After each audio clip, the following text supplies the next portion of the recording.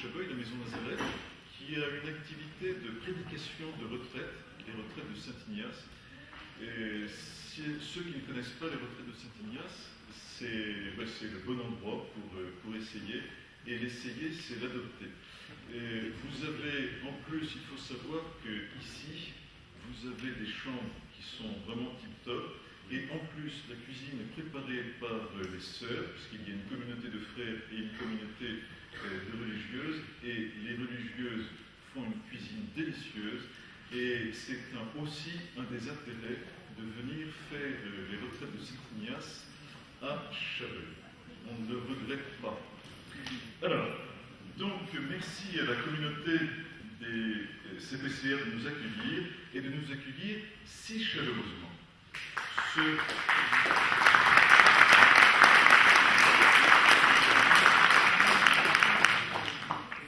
Et ceux qui connaissent un petit peu l'envers du décor comprennent ce que ça veut dire si chaleureusement, parce qu'il y a un combat qui est saignant.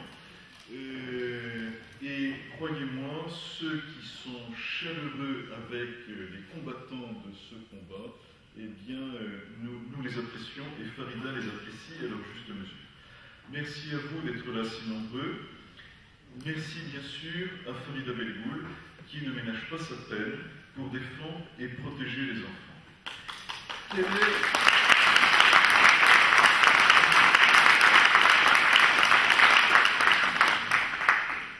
Alors, quel est le programme? Après quelques mots d'introduction, ça sera très court. Parce que j'ai des souvenirs douloureux. Mais laissez-moi quand même 5 minutes. Donc, après quelques mots d'introduction, nous aurons donc la conférence de Farida. Ensuite, vous pourrez poser vos questions par écrit. Et pour cela, nous vous avons distribué des feuilles à l'entrée. Et pendant que vous rédigerez ces questions, eh bien, Imen se présentera et donc vous permettra d'établir le lien et le contact avec JRE Dromardèche, JRE Valence. Et JRE, c'est le jour de retrait de l'école. Et après la conférence, vous pourrez faire dédicacer, alors ça c'est il n'y a pas que des mauvaises nouvelles, il y a aussi des bonnes nouvelles, Farida vous en parlera, mais il sort, l'encre est à peine sèche, il sort de l'imprimerie, donc un livre intitulé « Papa et maman portent un pantalon ». Non, c'est Papa porte un pantalon. En fait, je vous en parlerai tout à l'heure, on comprendra l'intérêt de cette publication. J'ai mauvais genre. Alors, donc, le programme étant présenté, juste pour vous situer la question, je voudrais rappeler 3 faits plus 1. Premier fait, c'est que l'école est en faillite. Deuxième fait, respecter les garçons et les filles, nous sommes tous pour. Et troisième fait, on ne peut plus avoir confiance. Et le quatrième, 3 plus 1, ça fait 4. Le quatrième, c'est qu'il ne faut surtout pas désespérer. Maurras disait qu'en politique, le désespoir est une sottise absolue. Et le quatrième fait, c'est qu'il ne faut surtout pas désespérer. Il y a des solutions. Nous en parlerons et nous en dirons un. Donc tout cela en 5 minutes. L'école est en faillite, c'est une évidence, et c'est voulu. Chaque année, on constate que le niveau recule. Par exemple, l'enquête PISA le montre chaque fois un peu plus gravement. Les enfants n'apprennent plus à lire, à écrire, à compter. Vous avez un Français, le professeur Dehaene, qui est professeur au Collège de France, et qui a écrit Les neurones de la lecture, un livre un peu difficile, mais extrêmement intéressant, dans lequel il explique que toute méthode d'apprentissage de la lecture qui n'est pas strictement syllabique est destructrice des neurones de la mémoire. Professeur au Collège de France, ses travaux sont repris dans le monde entier. Et cela fait longtemps que l'on sait qu'il n'y a pas 36 façons d'apprendre à lire. Eh bien, ça ne fait rien. On continue à utiliser des méthodes, alors on dit plus global, mais on dit semi-global, on dit ceci, on dit cela, mais la réalité est toujours là, ce ne sont pas des méthodes d'apprentissage de la lecture strictement syllabiques. Et vous voyez les étudiants qui, et quelquefois à un haut niveau d'études, c'est-à-dire 3, 4, 5 années au-delà du bac, qui ont une incertitude intellectuelle, qui n'ont pas la certitude dont on a besoin pour pouvoir avancer sérieusement intellectuellement parlant. Alors tout cela évolue, je n'insiste pas, pour ceux qui ne savent pas, lisez le livre de Bernardin Machiavel, par exemple, parce qu'il y en a d'autres, mais par exemple, Machiavel pédagogue, renseignez-vous aussi sur les travaux de l'ERT. L'ERT, c'est un groupement d'entreprises, de grandes entreprises, de firmes multinationales, il y en a à peu près 45 européennes, et ces entreprises financent des travaux qui sont ensuite dilués dans la société, et voyez le contenu de cette influence sur l'école et ce qu'ils proposent. Donc, l'école est en faillite, et c'est vous. Deuxième point, respecter les filles et les garçons, bien évidemment, nous sommes tous pour. Mais, parler d'égalité aujourd'hui, c'est comme le font les francs-maçons, comme le fait l'éducation nationale, c'est à peu près la même chose. Parler de l'égalité filles-garçons, c'est oublier une réalité qui est de plus en plus inquiétante. Pascal faisait remarquer qu'il y aurait autant de dangers à mettre la liberté là où elle ne doit pas être qu'à l'enlever là où elle est nécessaire. Et aujourd'hui, nous cumulons les deux excès. Cette égalité que l'on veut instaurer, que l'on prétend nécessaire entre les filles et les garçons, en réalité, elle n'existe plus, et plus depuis longtemps. Pourquoi? Parce que aujourd'hui, les garçons victimes d'un féminisme qui dure depuis des dizaines d'années, parce que ça n'a pas commencé il y a 2 ans, ni 4, les garçons victimes de ce féminisme de plus en plus prégnant sont les premières victimes de notre société. Et aujourd'hui, il y a de plus en plus de garçons qui sont en véritable danger, qui sont en véritable détresse, et dans une détresse de plus en plus grande, et pour un nombre de plus en plus grand. Au nom de l'égalité, d'une prétendue égalité, d'une égalité malsaine, Platon disait qu'il n'y a rien de plus injuste que de traiter également des choses qui sont inégales. Au nom d'une égalité, d'une conception de l'égalité malsaine, eh bien nous sommes en train de détruire notre civilisation et notre société. Et on s'attaque aujourd'hui, parce que la théorie du genre, nous sommes pris en tenaille dans une certaine mesure, puisque on la pratique, on l'enseigne, on la met en œuvre au niveau des tout-petits, et en même temps au niveau du supérieur. Vous entendez parler de Sciences Po, du CNRS, etc., etc. Donc si on veut lutter contre l'inégalité à l'école, il faut se dépêcher de venir au secours de tous ces garçons qui sont malmenés par le système ambiant. Troisième point, on ne peut plus avoir confiance. Et ça c'est important parce qu'il n'y a pas de vie sociale sans confiance. Il n'y a pas de vie sociale sans confiance. Et on ne peut plus avoir confiance dans ceux qui incarnent l'autorité et qui incarnent y compris l'autorité à l'école. Pourquoi? Parce que M. Payon, mais celui qui le remplace, ne vous inquiétez pas. Madame Payon. Oui.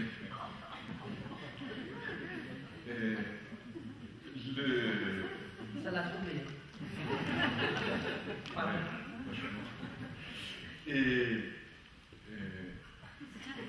donc, Monsieur Taubira et Monsieur Najat Vallaud-Belkacem ont tous menti en disant que l'idéologie du genre, parce que ce n'est pas une théorie, ce n'est pas une pensée, c'est véritablement une idéologie. Vous savez, c'est la différence qu'il y a entre une pensée et une idéologie.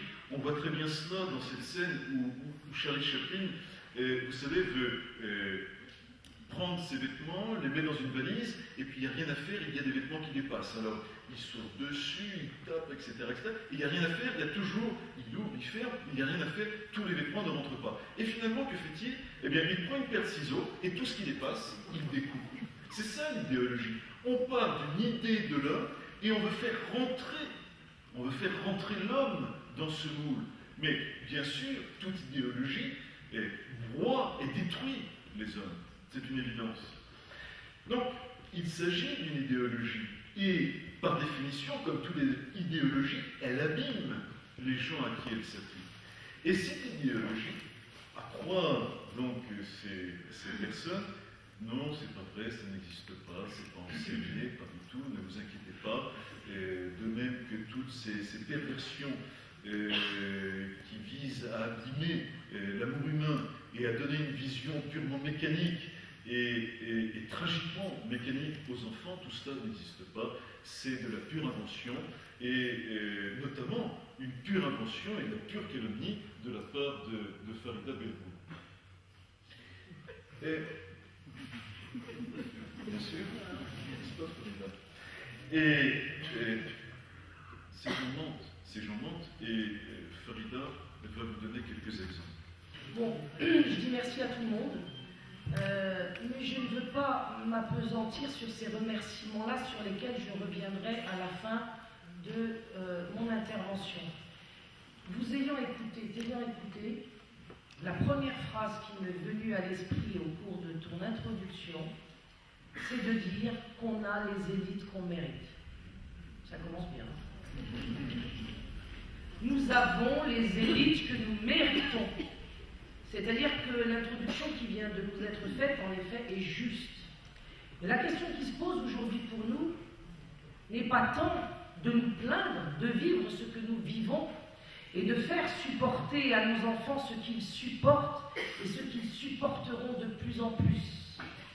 La question qui se pose, à mon avis, aujourd'hui, c'est la suivante. Comment se fait-il qu'ils aient le pouvoir? Puisque nous sommes infiniment, le terme est mal trompé, on va quand même employer celui-là, infiniment plus nombreux qu'eux. Il y a donc bien quelque chose qui cloche chez nous. Et c'est de ça dont il va falloir parler.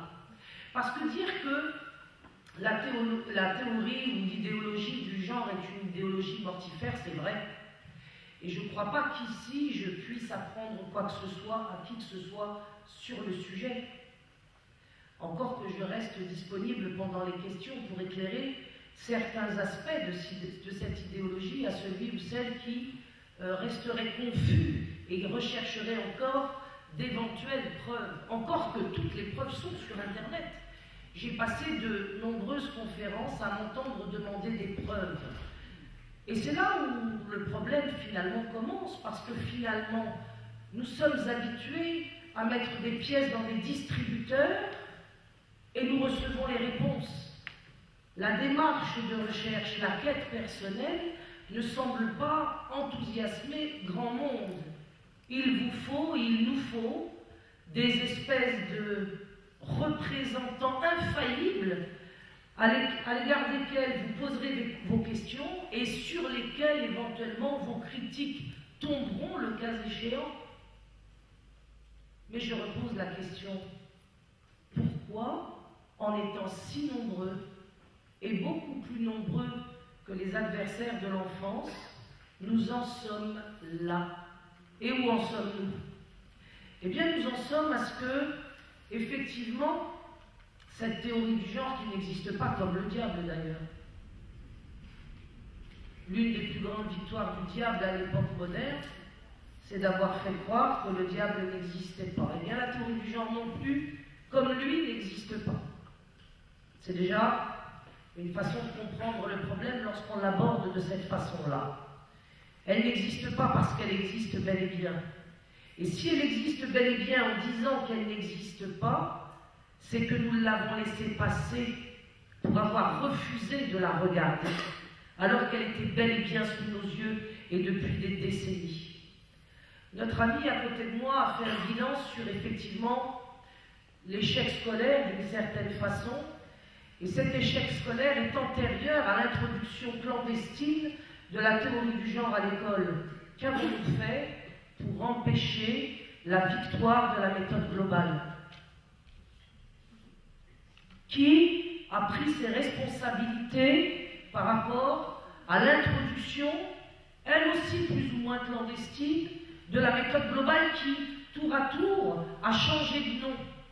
Avons-nous gagné, face à cette introduction de la méthode globale, qui a remporté une telle victoire que dans les quartiers populaires aujourd'hui, on peut dire que 90% des jeunes sont illettrés. Et est-ce que cela se limite aux quartiers populaires, comme j'ai pu le croire en 2008, lorsque j'ai créé mon association RAID, qui devait justement remédier à cet illettrisme? Est-ce que ça se limite aux enfants des quartiers populaires? Parce que dès qu'on vous dit que le problème tombe sur la tête des enfants des quartiers populaires, ça ne vous empêche pas de dormir quand vous n'y appartenez pas. On se dit, je suis sauvé, moi je suis de la classe moyenne. Eh bien, mauvaise nouvelle, l'illettrisme dans les classes moyennes aussi a totalement détruit intellectuellement nos enfants. Et pas seulement dans les classes moyennes, mais aussi dans les classes moyennes supérieures. Parce que la méthode globale, finalement, elle a été mise en œuvre partout. Et vous savez qu'aujourd'hui, on entre à l'université et qu'on n'est pas capable d'écrire un texte qui soit structuré, argumenté, grammaticalement et orthographiquement sans faute. Et lorsqu'on n'est pas capable de produire un texte cohérent, cela signifie qu'on n'est pas capable de penser. Parce que non seulement on n'a pas les mots pour le dire, mais on n'a pas aussi la structure de la phrase pour le penser. Et cela a été une étape avant l'introduction de la théorie du genre, parce qu'il fallait conduire d'abord les enfants, les adolescents, voire leurs parents eux-mêmes, à ne plus penser. Mais comme le dit Madame Payon, en effet, il est question de s'appuyer sur les jeunes générations pour changer les mentalités. Qu'avons-nous fait pour empêcher la méthode globale et les méthodes d'enseignement implicites pour nuire à nos enfants comme ils ont nui? Parce que la méthode globale est une méthode implicite d'apprentissage. Qu'est-ce que cela signifie? Cela signifie une chose un peu compliquée que je vais essayer de vous expliquer en peu de mots. Le maître a disparu, il n'y a plus de transmission. Le maître a disparu, il n'y a plus de transmission. Nous avons affaire à la volonté de ce pouvoir de faire naître des générations spontanées qui seraient libres. Et en effet, elles seront libres d'être manipulées. Elles seront libres d'être soumises à la publicité. Et elles seront libres d'être marchandisées. Qu'avons-nous fait? Nous portons la responsabilité de l'époque dans laquelle nous nous trouvons. Et nous portons ces responsabilités en tant que chrétiens, et la France est un pays chrétien, et nous portons cette responsabilité en tant que musulmans, qui a en son sein aujourd'hui, je crois, entre 6 ou 7 millions de musulmans. Où sont les musulmans sur ces questions? Et je suis musulmane, c'est la raison pour laquelle je peux me permettre sans doute un peu plus fermement que d'autres de poser la question: où êtes-vous? Et chez les musulmans, où sont les hommes qui viennent défendre leurs enfants et leurs épouses? Car si dans la JRE, j'ai de nouveau rencontré Dieu, je vous le garantis, je n'ai pas rencontré les hommes musulmans. Et c'est un grave problème. J'ai rencontré des femmes musulmanes qui parfois sont obligées de lutter dans le dos de leur mari. Nous avons les élites que nous méritons parce que nous ne sommes pas capables, mari et femme, dans les familles musulmanes, d'être ensemble pour sauver les enfants. Et chez les catholiques, que me dit-on? Eh bien, on me dit qu'on a nos écoles privées. Et donc, d'une certaine façon, on n'est pas concerné. Je leur pose la question: est-ce le message du Christ? Savez-vous que le message du Christ est un message universel? Et savez-vous ce que signifie le mot universel? Pensez-vous que vos seuls enfants protégés représentent cet universel? Je dis aux catholiques qui pensent qu'ils sauveront leurs enfants sans sauver les autres, déshonorent le christianisme. je dis aux musulmans qui n'ont pas été présents au moment où les catholiques se sont héroïquement levés pour empêcher le passage de la loi Taubira, tandis que vous étiez peut-être à Carrefour avec des bons de réduction pour faire vos emplettes, eh bien, le mariage homosexuel passait, et c'est ce passage du mariage homosexuel qui fait qu'aujourd'hui, la théorie du genre s'autorise à pénétrer dans toutes les institutions de ce pays, et en particulier à l'école. Nous avons les élites que nous méritons. Dans le cadre de la JRE, il y a eu 3 journées. La première journée a été exceptionnelle et la victoire, nous la devons aux femmes et aux femmes des quartiers populaires seulement. Et le gouvernement a tremblé face à ces femmes et à ces femmes seules des quartiers populaires. Lorsque nous avons été lynchés et que les familles des quartiers populaires ont subi des représailles qui ont déshonoré leurs auteurs et l'institution qui les pratiquait, les enseignants à la base y compris, où étaient les mouvements de la famille pour soutenir ces femmes des quartiers populaires? Et avant ces représentants des mouvements de la famille, où étaient leurs époux? Où étaient leurs maris? Eh bien, je vais vous le dire, leurs époux et leurs maris disaient qu'elles étaient folles.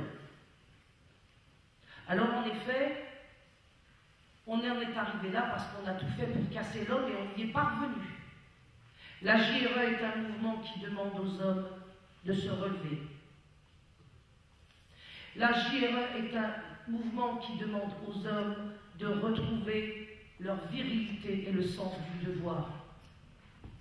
Lorsqu'on parle d'égalité, égalité qui vient en fait détruire la complémentarité, il est clair qu'il est question de détruire l'homme, je suis bien d'accord avec toi. Mais l'homme n'est pas détruit parce qu'il subit tout seul des coups que les autres ne subissent pas. Et il a son libre arbitre et sa propre responsabilité. Peut-être que ça l'arrange finalement de se cacher derrière sa femme. Et cette situation n'est pas seulement vérifiée chez les musulmans, elle l'est aussi chez les catholiques. Encore récemment, j'avais à jouer les tours où je suis passé un catholique au téléphone à qui je disais que la situation était si grave qu'il fallait qu'il fasse telle chose. Il m'a répondu: je vais demander à ma femme. Je vais voir avec ma femme. Le type, il a toutes ses dents, hein, et il a fait des enfants.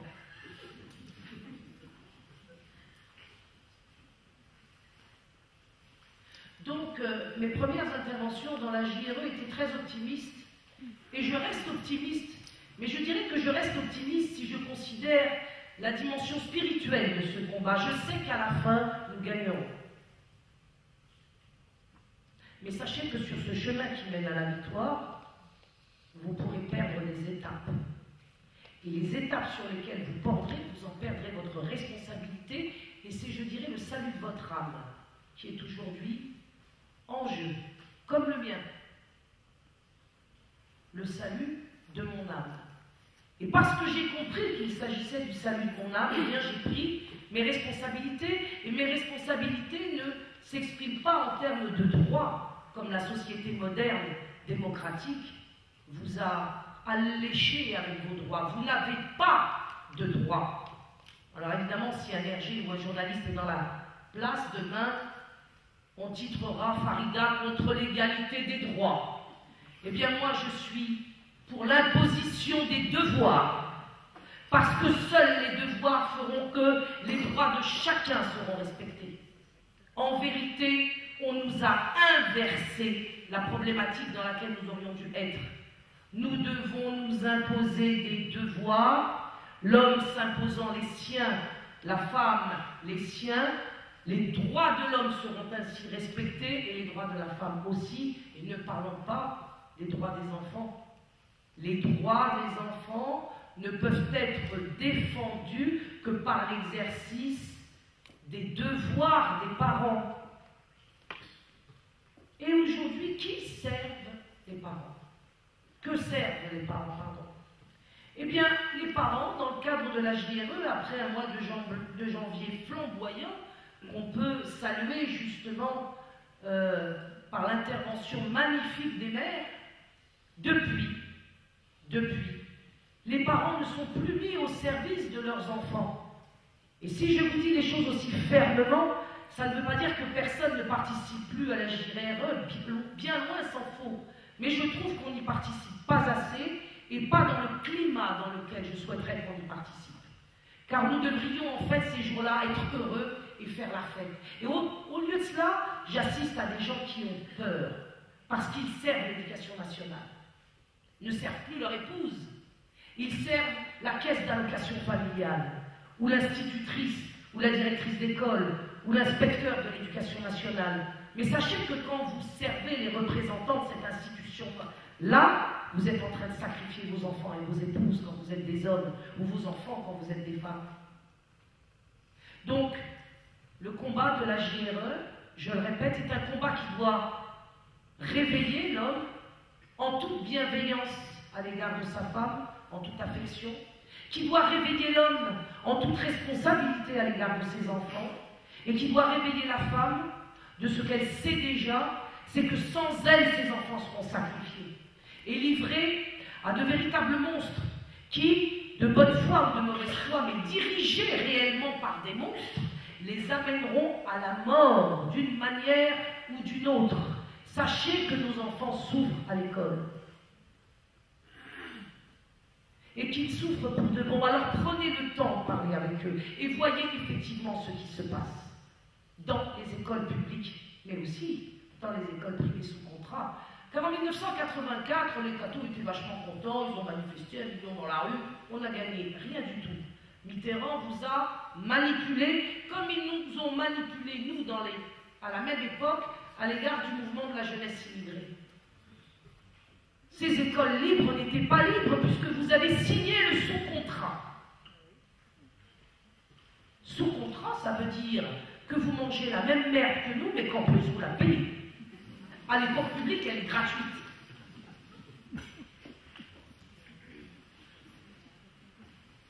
Et ça fait 30 ans qu'on se félicite de ce que l'école privée sous contrat protège les enfants des catholiques. Mais pas du tout, messieurs, dames.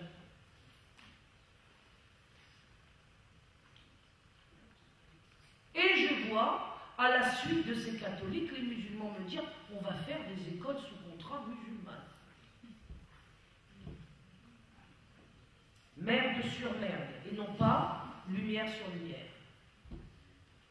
Donc les musulmans, là, n'ont rien à apporter aux catholiques en France.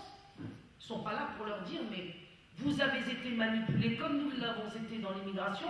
Attention, nous vous proposons de faire autre chose, pas du tout. On va faire la même chose que les catholiques. D'ailleurs, on se moque complètement de savoir quelle est exactement l'histoire des chrétiens et des catholiques en France.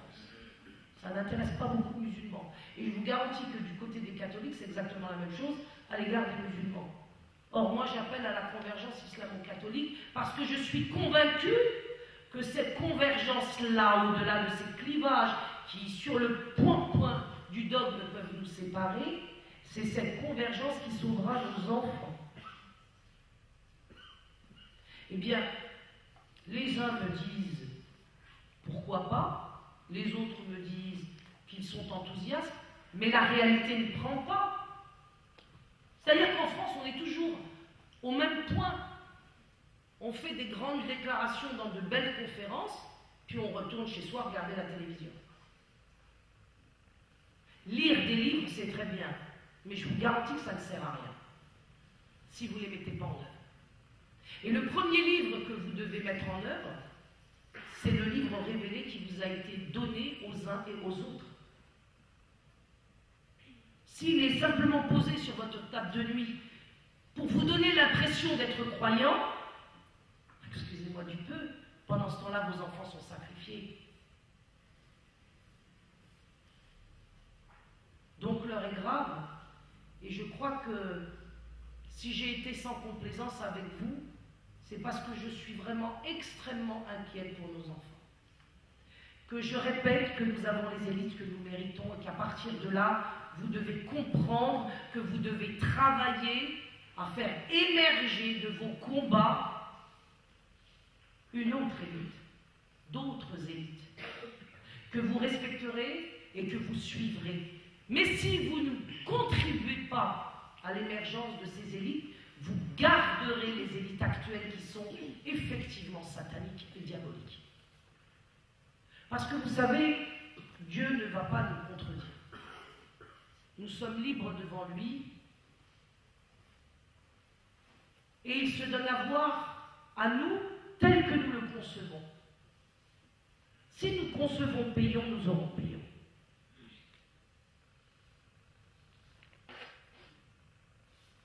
Si nous concevons autre chose qui aille dans le sens de la libération de nos enfants, alors nous l'aurons mérité et nous aurons cette autre chose-là.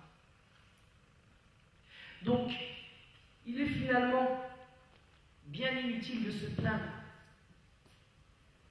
parce que qui sème le vent récolte la tempête. Et je voudrais vous dire que nous avons de la chance finalement que cette idéologie ait pénétré l'école, parce que c'est à la fois effectivement un châtiment, comme je viens de le dire, et pour lequel j'ai beaucoup parlé à l'instant, mais c'est aussi une grâce. Nous avons l'occasion, l'opportunité nous est donnée par la divine providence de nous racheter. Allons-nous répondre oui à la divine providence?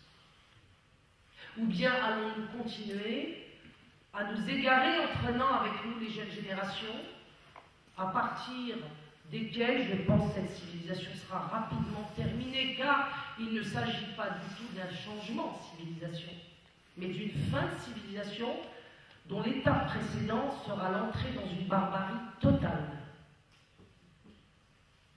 Allez-vous livrer ces enfants à cette époque-là sans avoir combattu pour eux? Vivrez-vous vos vieux jours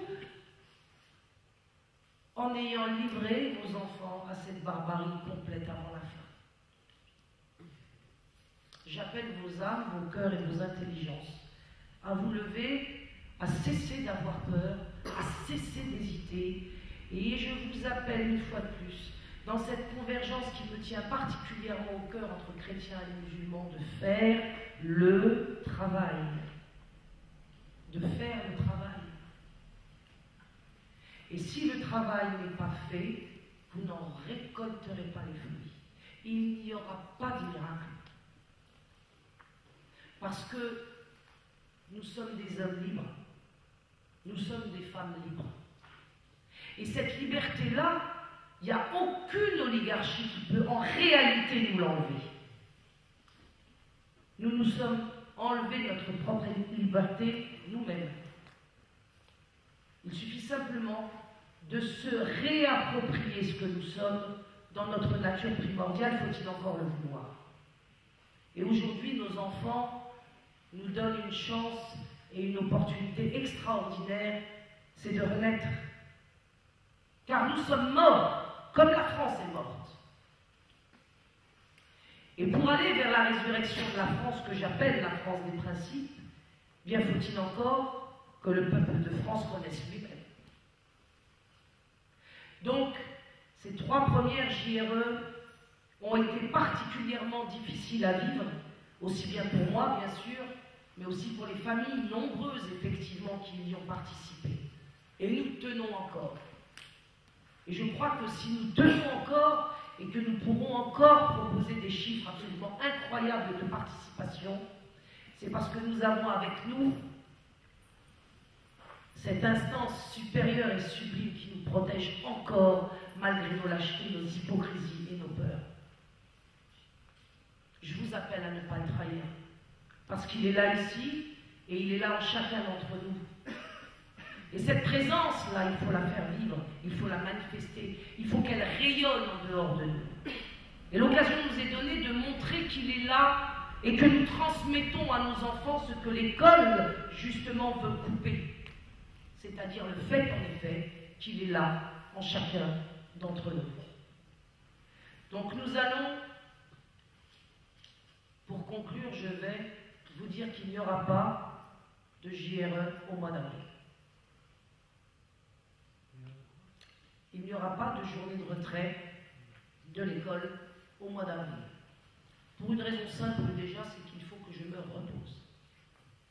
Et la deuxième raison, qui est au moins aussi importante, c'est que au cours de ce mois d'avril, les 3 ans de vacances scolaires font que je n'ai pas trouvé une date nationale qui pourrait convenir en effet à ce que nationalement nous soyons ensemble, puisque je tiens à cette mobilisation nationale.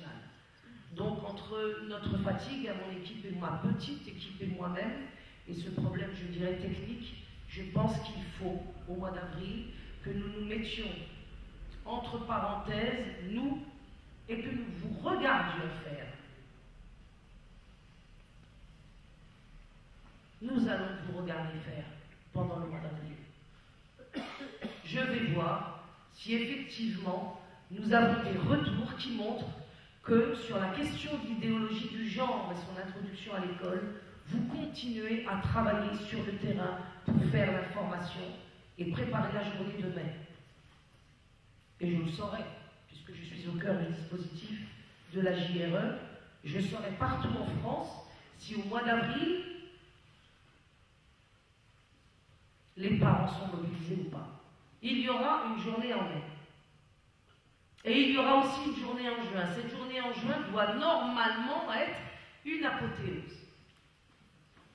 Et il y aura en mai et en juin des initiatives qui doivent nous conduire, avant la fin du mois de juin, à nous structurer. Car la journée de retraite de l'école a été un mouvement de mobilisation. Je ne peux pas rester à ce stade du mouvement et ne vous proposer que des journées de retraite. Il faut que je conduise ce mouvement vers l'organisation et la structuration. Et pour le conduire, j'ai justement besoin de cette parenthèse du mois d'avril pour y travailler, alors même que je vais vous en donner tout de suite les grandes lignes, et vous en avez la primeur, je crois, avec la conférence d'hier à Paris. Compte tenu de votre fragilité, je ne crois pas que nous allons gagner en juin. Nous aurions pu plier ce gouvernement en 2 JRE.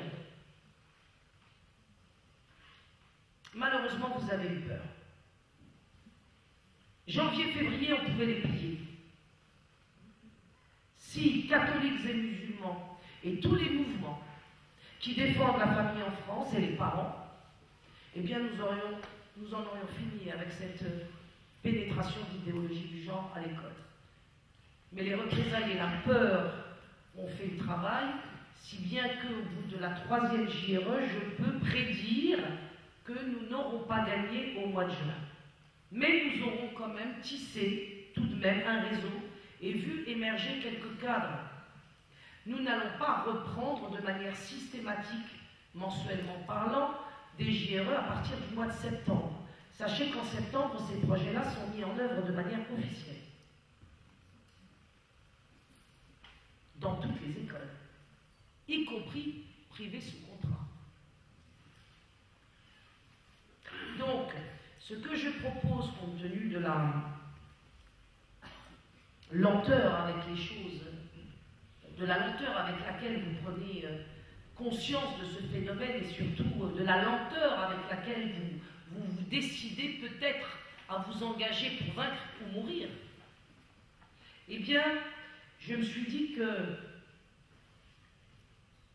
pour structurer ce mouvement, il fallait envisager à partir de la rentrée de septembre 2014 4 points. Le premier, c'est le développement de l'instruction en famille qui sera, puisque le projet a été abandonné de l'interdire jusqu'à nouvel ordre, qui sera effectivement un moyen privilégié de défendre les enfants, et je reviendrai en mai et en juin avec des propositions extrêmement concrètes pour aider ceux qui veulent mettre en place cette modalité à la maison. À ce propos d'ailleurs, d'enfants qui seraient instruits à la maison, un premier conseil que je donne aux mamans, c'est qu'il n'y a pas d'obligation scolaire avant 6 ans. Donc, vous pouvez garder vos enfants de 2, 3, 4 et 5 ans à la maison. Ils vivent à l'école maternelle des choses que vous ne soupçonnez pas. Donc, à partir du moment où la loi ne vous oblige pas à scolariser des enfants en dessous de 6 ans, d'ailleurs la loi ne vous autorise pas à les scolariser, elle vous oblige à les instruire. Mais enfin, vous imaginez que vous y êtes contraint par la loi. En tout cas, jusqu'à 6 ans, vos enfants peuvent être gardés par vous ou dans des structures que vous pouvez créer et inventer vous-même. Je le répète, il se passe des choses dans les écoles maternelles qui sont très graves, et en particulier dans les écoles maternelles des quartiers populaires. Parce que c'est sur les plus faibles que c'est en train de tomber. Donc, l'instruction en famille, disais-je, avec effectivement ce corollaire que pour la maternelle, franchement, vous pouvez envisager sans aucune espèce d'obligation de garder les enfants et de vous associer entre mères dans les quartiers pour effectivement garder vos enfants à la maison jusqu'à l'âge de 6 ans. Ça, c'est comme vous voulez. Ensuite, il me paraît effectivement important de créer des écoles libres. Mais faut-il encore qu'elles soient hors contrat. Donc nous allons travailler pour vous faire des propositions dans ce sens. Je ne suis personnellement pas pour les écoles communautaristes. Je pense que les écoles doivent correspondre à une réalité géographique du quartier ou de la région. Maintenant, on est libre d'envisager les choses comme on l'entend. En tout cas, je conseille, moi, aux musulmans plutôt des écoles territoriales que des écoles musulmanes. Et j'aurai l'occasion d'expliquer sur ce sujet pourquoi. Parce que les écoles musulmanes vont être tout de suite l'objet de la voracité du pouvoir qui cherchera à vous corrompre. Et le fait d'être une école territoriale mélangée avec vos pères catholiques ou athées de votre quartier vous protégera de cette voracité institutionnelle. Depuis 30 ans, les musulmans sont les otages de la gauche et ils sont le pain qu'ils mangent. Donc, vous avez intérêt, les musulmans, à faire des écoles avec les gens de votre quartier qui ne sont pas musulmans et de les concevoir hors contrat. Ceci étant, c'est un travail effectivement, là je le reconnais, qui est difficile et j'aurai des propositions à vous faire en mai et en juin, après justement ce répit que nous allons prendre, en tout cas mon équipe et moi, au mois d'avril. Ensuite, parce que l'instruction en famille et parce que la création d'écoles hors contrat constituent des solutions privilégiées. Je ne dis pas de privilégiés, je dis privilégiés. C'est-à-dire pour ceux qui auront une détermination et une foi forte. Je pense que nous ne devons pas abandonner, contrairement à ce que disent les catholiques protégés dans leur grotte sous contrat, nous ne devons pas abandonner les autres. Nous devons en effet nous inscrire dans ce qui a été le message du Christ et qui est effectivement universel. Nous devons donc essayer de sauver tout le monde. J'ai rencontré récemment un imam qui ne nous soutient pas et qui, pour ne pas nous soutenir, m'a justement servi l'argument qu'on ne pouvait pas sauver tout le monde. Vous vous rendez compte? On est un homme de Dieu, on est son représentant d'une certaine façon, et on vient nous dire qu'on ne peut pas sauver tout le monde. C'est-à-dire que c'est lui qui va sélectionner qui va être sauvé, qui ne va pas être sauvé. Donc moi, je suis quelqu'un qui veut sauver tout le monde. En tout cas, proposer à tout le monde d'être sauvé. Donc, dans cette perspective, j'ai l'intention, compte tenu des trahisons opérées par la fédération FCPE, l'APEP et l'APEL, les fédérations de parents d'élèves ont trahi la mobilisation des JRE, ont donc trahi les parents, ont donc trahi les enfants. Et l'Observatoire de la théorie du genre de la même façon. Et la direction de la Manif pour tous également. Et les dirigeants nationaux de Vigigendeur de la même façon. Donc, vu que les trahisons sont multiples, concernent également, on va dire, 80%, si ce n'est plus, d'imams. Je ne suis pas en train d'être communautariste dans mon bilan. Loin s'en faut, je n'ai jamais été communautariste. Et je ne le serai jamais. Je veux simplement vous dire la vérité telle qu'elle s'est présentée à mes yeux. Donc, si je vous ai dit que vous aviez les élites que vous méritiez, eh bien écoutez, les élites que vous méritez jusqu'à présent, ce sont des traîtres. Alors il serait temps que vous méritiez, que nous méritions des élites qui soient honnêtes et intègres. Donc, je vais vous proposer pour la prochaine rentrée, nous travaillerons à partir des cadres qui auront émergé justement des JRE, nous travaillerons à la constitution d'une fédération autonome de parents d'élèves qui devra intervenir sur le terrain, et pas seulement vigile, mais agir à l'intérieur de chaque école où les enfants seront mis en danger, quand bien même on vous explique que ce ne sera pas appliqué et que ça n'existe pas. Nous devons faire imploser la FCPE.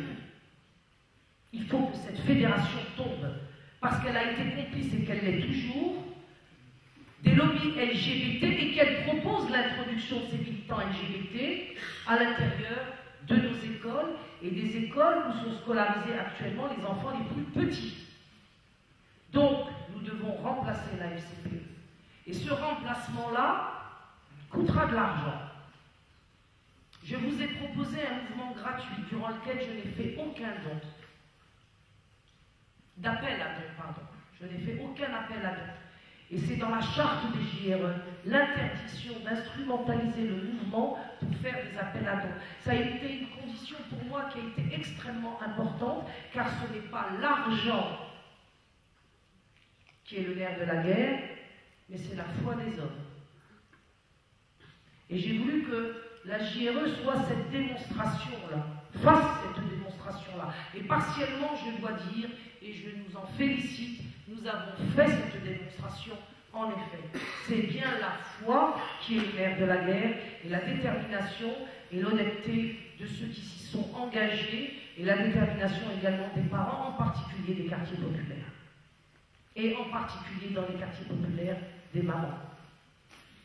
Ça, c'est un fait.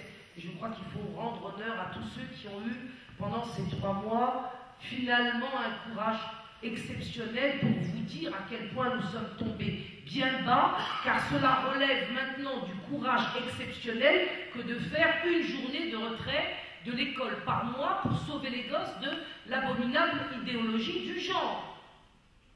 On n'est pas en train de faire quelque chose d'extraordinaire, et bien si, c'est devenu absolument extraordinaire. Je dois ajouter aussi au fait que cette fédération autonome de parents d'élèves qui doit être créée, dont je serai la présidente pour garantir son indépendance le temps que je trouve un successeur, s'associera à ce réseau d'instruction en famille et à ce réseau d'écoles hors contrat, sur lequel, je vous le dis, nous aurons à revenir pour travailler si vous travaillez. Et dans ce cadre-là, il me paraît important, compte tenu du fait que culturellement, aujourd'hui, nos enfants sont littéralement noyés dans une littérature jeunesse, pour ne m'en tenir qu'au livre, qui est une littérature LGBT. Lorsque je suis tombée pour la première fois sur le titre « Papa porte une robe », je peux vous dire que j'en ai été renversée. Et je ne comprends pas pourquoi j'ai été à ce point la seule renversée. C'est incroyable. C'est-à-dire que c'est passé, quoi.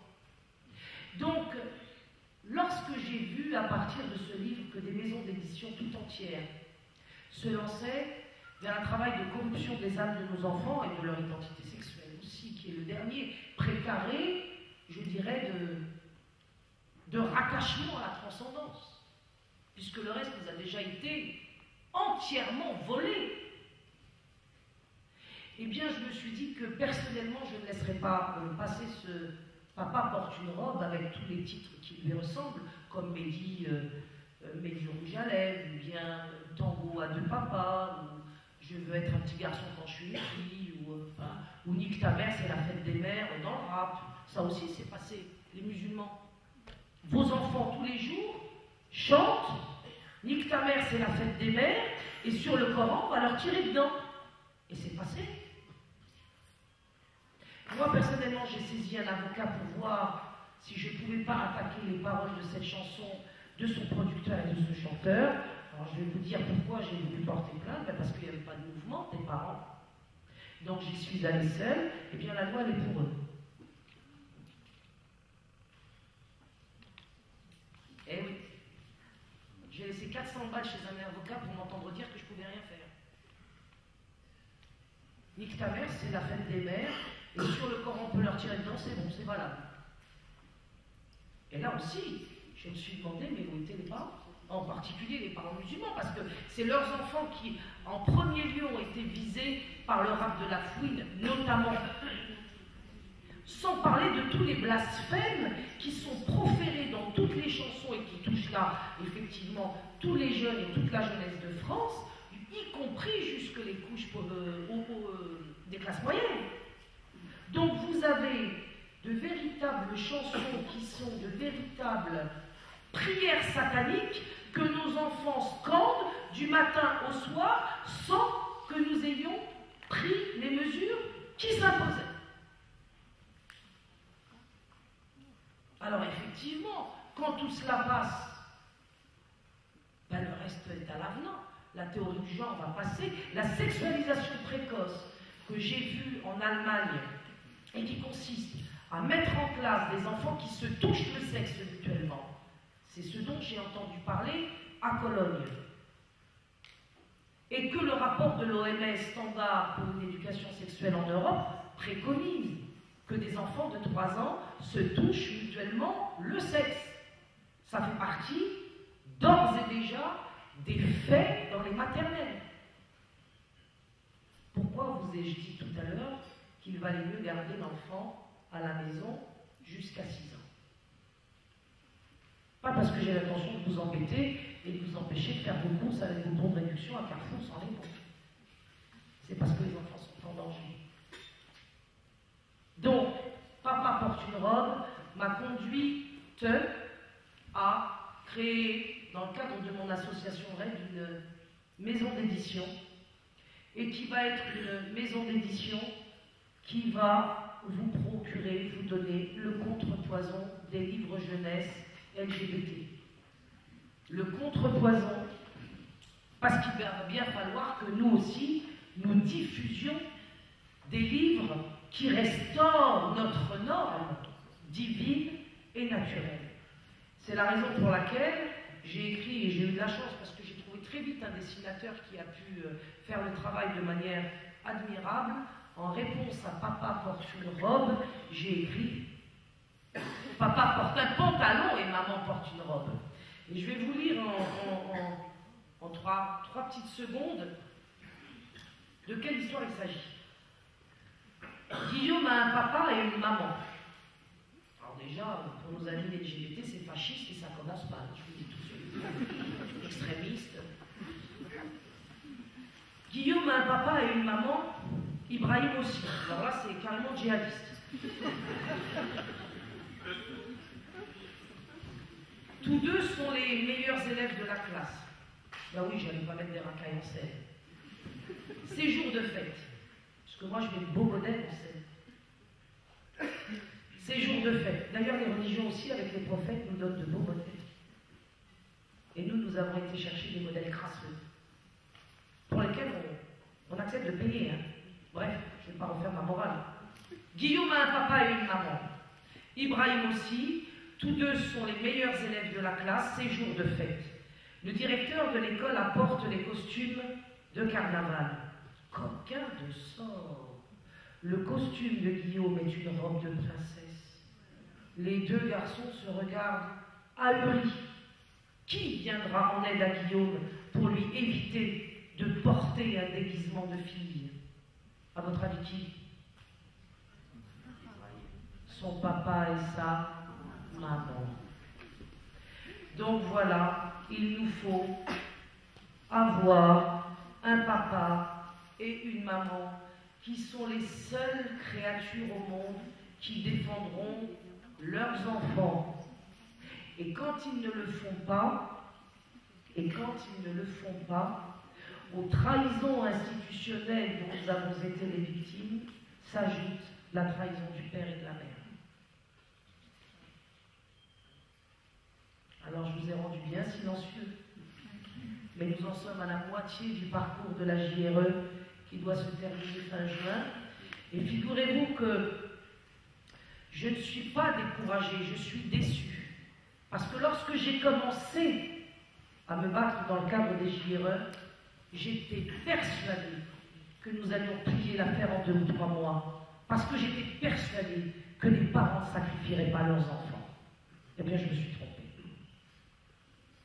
On est capable aujourd'hui, dans la société dans laquelle nous sommes, de sacrifier nos enfants, exactement comme en Thaïlande, des parents amènent leurs enfants aux pédophiles du tourisme sexuel.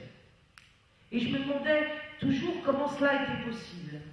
Eh bien, depuis 3 mois, je vois quels sont les mécanismes psychologiques, en tout cas, qui peuvent effectivement conduire un père ou une mère à sacrifier son fils ou sa fille. Alors j'appelle la France à se lever, ou plutôt à se relever, parce qu'il n'y a que la résurrection de la France et ces principes que nous partageons avec elle, nous les musulmans, qui nous conduira effectivement à sauver les enfants. Et pour sauver les enfants, eh bien il faut de la foi, de la vraie foi, du courage et des couilles. J'espère qu'en mai et en juin, je ne serai pas déçue, mais au bout du compte, je sais qu'à la fin, nous gagnerons, mais ne gagneront pas tous ceux qui n'auront pas combattu. Sachez que dans les écoles, même si les textes passent,